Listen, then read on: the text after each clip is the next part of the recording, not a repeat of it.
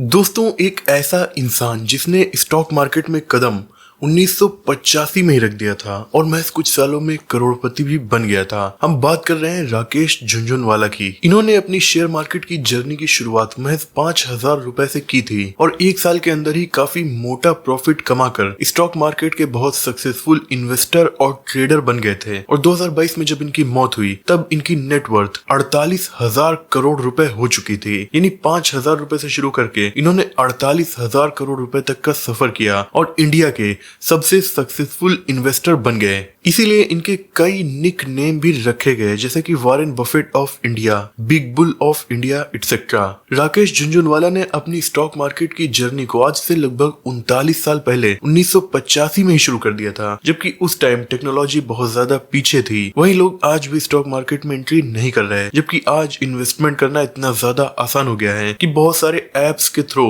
घर बैठे ही stock market की जर्नी को स्टार्ट किया जा सकता है। हालांकि राकेश झुनझुनवाला जी अब हमारे बीच नहीं हैं, लेकिन इनके लाइफ लेसन्स हमेशा ही इंडिया और दुनिया भर के इन्वेस्टर्स के लिए काफी काम के साबित होते रहेंगे। शुरुआत करते हैं इनके बचपन से। राकेश झुनझुनवाला का जन्म 1960 में हुआ था। इनके फादर एक इनकम टैक्स ऑफिसर थे, इसीलिए बचपन से ही इन्हें अपने फादर के थ्रू टैक्स, इनकम, बिजनेस और इन्वेस्टमेंट जैसी चीजों की जानकारी होती रहती थी। बचपन से ये शेयर मार्केट में एंट्री करना चाहते थे, लेकिन इनके फादर का कहना था कि पहले एक अच्छी डिग्री हासिल करो ताकि तुम्हारे पास बैकअप रहे, उसके बाद जो करना है वो करना। तो इन्होंने सीए की डिग्री हासिल की। उसके बाद इन्होंने अपने फादर से कहा कि अब तो मैं शेयर मार्केट में एंट्री कर सकता हूँ। तो उन्होंने कहा कि जो करना है करो, पर अपने पैसे से करना। तो राकेश झुनझुनवाला के पास उस टाइम लगभग 5,000 रुपए थे। इन्होंने 5,000 रुपए से ही अपनी शेयर मार्केट की जर्नी को स्टार्ट कर दिया। हालांकि 5,000 रुपए से ज्यादा शेयर्स नहीं खरीदे जा सकते थे, इसीलिए राकेश झुनझुनवाला ने क्लाइंट्स ढूंढे। इन्हें 2 ऐसे क्लाइंट्स मिल गए जिन्होंने काफी मोटी रकम राकेश झुनझुनवाला को दी। बदले में इन्होंने कहा था कि मैं आपके पैसों को बढ़ाकर ज्यादा रिटर्न्स के साथ आपको वापस कर दूंगा।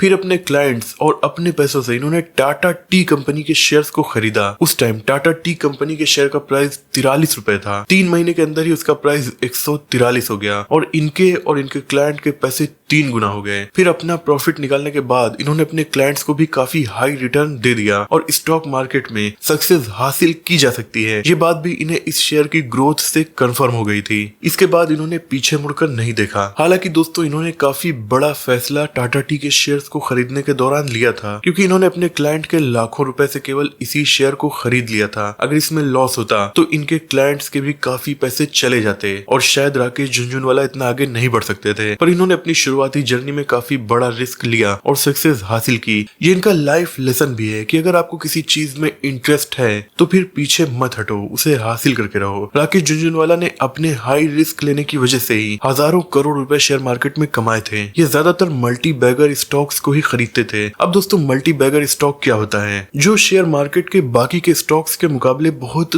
तेजी से ग्रो करे और कम टाइम में 100% या उससे भी ज्यादा का रिटर्न अपने इन्वेस्टर्स को दे, ऐसे स्टॉक को मल्टी बैगर स्टॉक्स कहा जाता है। राकेश झुनझुनवाला ने ऐसे ही कई मल्टी बैगर स्टॉक्स में इन्वेस्टमेंट की थी, जैसे कि Tata Tea, Tata Power, Tata Motors, Titan, CRISIL et cetera. इन सभी स्टॉक में इन्हें काफी ज्यादा फायदा हुआ, पर इनमें से सबसे ज्यादा फायदा और इनकी सबसे बड़ी और अच्छी इन्वेस्टमेंट टाइटन के शेयर में मानी जाती है, जिसे इन्होंने 2003 के आसपास किया था। हालांकि तब ये ऑलरेडी काफी सक्सेसफुल इन्वेस्टर बन चुके थे, पर इस इन्वेस्टमेंट की वजह से इनकी ग्रोथ बहुत ज्यादा तेज और बहुत आगे तक हो गई। टाइटन के शेयर 2003 में इन्होंने 3 रुपए के हिसाब से खरीदे थे, यानी ये एक मल्टी बैगर स्टॉक था। इन्होंने टाइटन के 4 करोड़ 40 लाख शेयर्स को खरीद डाला। 3 रुपए के हिसाब से इनकी वैल्यू लगभग 14 करोड़ रुपए की हुई थी और कुछ ही दिनों में इस 3 रुपए के शेयर की वैल्यू बढ़ते हुए 80 रुपए तक पहुंच गई और इनके 14 करोड़ 30 गुना से मल्टीप्लाई हो गए। लेकिन कुछ दिनों के बाद टाइटन का शेयर फिर से गिरना स्टार्ट हो गया और 80 रुपए के बाद ये सीधा 30 रुपए पर आ गया। अब ज्यादातर इन्वेस्टर अपना प्रॉफिट निकालने के लिए शायद इस कम दाम पर शेयर को बेच देते, पर राकेश झुनझुनवाला को अपने ऊपर काफी भरोसा था, इसीलिए इन्होंने शेयर को बेचा ही नहीं और होल्ड करके रखा, वो भी लाइफ टाइम तक। नतीजा ये हुआ कि टाइटन का शेयर बाद में फिर से बढ़ने लगा और इनकी टोटल नेटवर्थ में 10,000 करोड़ रुपए से ज्यादा केवल टाइटन के इन शेयर्स की वैल्यू थी। ये इनकी एक इन्वेस्टमेंट स्ट्रेटेजी भी है जिसे कोई भी फॉलो करके काफी सक्सेसफुल हो सकता है। वॉरेन बफेट की भी यही स्ट्रेटेजी है, यानी किसी भी शेयर को खरीदना और भूल जाना, फिर उसे कभी बेचना ही नहीं, यानी लाइफ टाइम के लिए होल्ड करके रखना। ऐसा इन्होंने बहुत से शेयर्स के साथ किया। इसे वैल्यू इन्वेस्टिंग कहा जाता है। बल्कि आंकड़ों के हिसाब से राकेश झुनझुनवाला की 95% नेटवर्थ लॉन्ग टर्म शेयर्स को होल्ड करके ही आई है। अगर राकेश झुनझुनवाला टाइटन के शेयर को उस टाइम बेच देते जब वो 30 रुपए का हो गया था, तो आज इनकी नेटवर्थ इतनी ज्यादा नहीं होती। हालांकि बाद में जब ये शेयर बढ़ा तो इन्हें डिविडेंड के रूप में ही हर साल करोड़ों रुपए मिल जाते थे। यानी जितनी इन्वेस्टमेंट इन्होंने एक बार इस शेयर को खरीदने में की थी, उतना तो हर साल इन्हें डिविडेंड के रूप में पैसिव इनकम हो रही थी।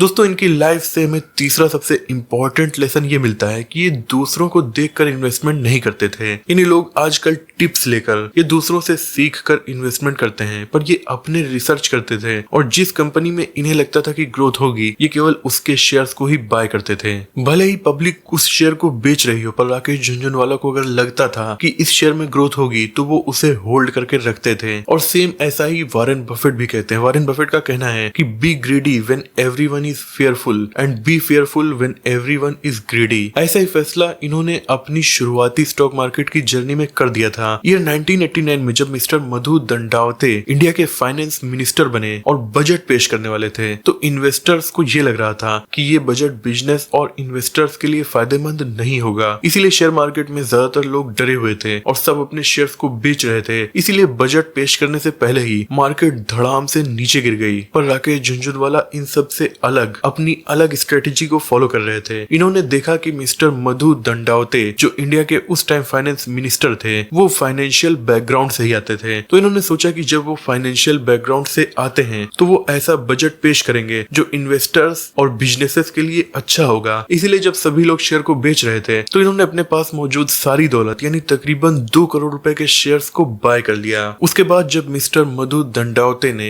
अपना बजट पेश किया तो वो बजट वाकई में बिजनेसेस और इन्वेस्टर्स के लिए काफी अच्छा था। इसी वजह से अब शेयर मार्केट बहुत तेजी से ऊपर जाने लगी। और क्योंकि राकेश झुनझुनवाला ने शेयर मार्केट जब गिरी थी तब 2 करोड़ रुपए के शेयर्स को खरीदा था, तो बजट पेश होते ही इनके शेयर्स की वैल्यू 20 करोड़ रुपए हो गई और इन्होंने एकदम से अपनी वेल्थ में कई गुना की ग्रोथ कर ली। अगर ये भी आम पब्लिक की तरह एक चीज के पीछे भाग रहे होते, तो जब सभी लोगों ने शेयर्स को बेचा था तो ये भी अपने 2 करोड़ रुपए बचाने के लिए शेयर्स को न बाय करते, पर इन्होंने इससे अलग फैसला किया। दोस्तों, 2022 में राकेश झुनझुनवाला की मौत हो गई थी, लेकिन इनका एक आखिरी सपना था जिसे पूरा करना चाहते थे, एयरलाइंस को ओपन करके। इन्होंने अपनी लो कॉस्ट एयरलाइंस यानी अकासा एयरलाइंस का उद्घाटन अपनी मौत से कुछ दिन पहले ही कर दिया था। इन्हें अपने इस सपने को भी पूरा कर लिया था। तो एक ऐसा इंसान जिसने 5,000 रुपए से शेयर मार्केट में एंट्री की, उसने अपनी इसी दौलत की वजह से काफी बड़ी एयरलाइंस तक को ओपन कर दिया। तो राकेश झुनझुनवाला की लाइफ काफी ज्यादा इंस्पिरेशनल है, खास करके उन यंगस्टर्स के लिए जो शेयर मार्केट में इन्वेस्टमेंट करना चाहते हैं। अगर आप भी शेयर मार्केट में इन्वेस्टमेंट करना चाहते हैं तो आपको अपना एक डीमैट अकाउंट ओपन करना पड़ेगा, जिसे आप एंजल वन के थ्रू ओपन कर सकते हैं, जिसका लिंक मैंने आपको डिस्क्रिप्शन में दिया है। वहां जाकर आप फ्री में अपना डीमैट अकाउंट ओपन करके अपनी स्टॉक मार्केट की जर्नी को स्टार्ट कर सकते हैं। मुझे उम्मीद है कि इस वीडियो से आपकी नॉलेज बढ़ी होगी। वीडियो पसंद आई हो तो इसे लाइक और शेयर कीजिए। ऐसे इंटरेस्टिंग टॉपिक्स पर नॉलेजफुल वीडियोस देखने के लिए हमारे चैनल को सब्सक्राइब करके बेल आइकन को प्रेस कर दीजिए। मिलते हैं अगली वीडियो में, तब तक के लिए अपना और अपनों का ख्याल रखिए।